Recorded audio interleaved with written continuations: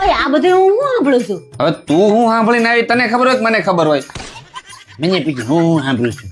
સોસાયટીમાં બધા વાતો કરે છે. હું વાતો કરે? તમે નાટકમાં ભાગ લીધો છે?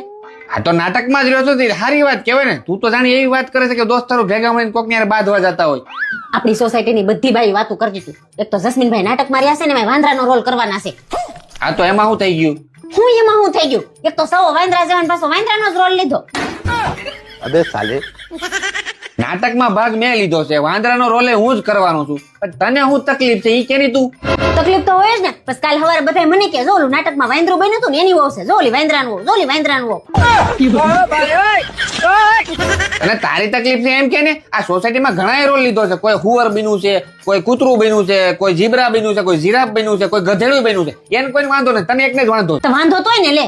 તમારે ભાગ જ લેવો તો કઈક ખારો પાત્ર ન લેવાય? તમારી વાત સાંભળ, મેં સામેથી રોલ માંગ્યો નથી. મને ખાલી પૂછ્યું તો મેં હા પાડી. મને કીધું ભાઈ જે કોઈ રોલ ના કરે ને ઈ મને આપજો, હું કરી લઈ. મારા ભાગમાં વાંદરું આવ્યું. જોયું તમે જોયું? વાંદરા જેવા હોય ને એના ભાગમાં વાંદરા જ આવે. એમ તો તું મારા ભાગમાં આવી છો તો તું વાંદરી જ કહેવાય ને. હા બરાબર છે, હું વાંદરો ને તું વાંદરી. હેલો માય યુટ્યુબ ફેમિલી, તો કેમ છો બધા? તો મારી પોસ્ટ, રીલ્સ અને કોમેડી વિડીયોઝ તમને સારા લાગતા હોય તો પ્લીઝ લાઇક, શેર અને કોમેન્ટ કરીને મારી ચેનલને સબસ્ક્રાઇબ કરજો.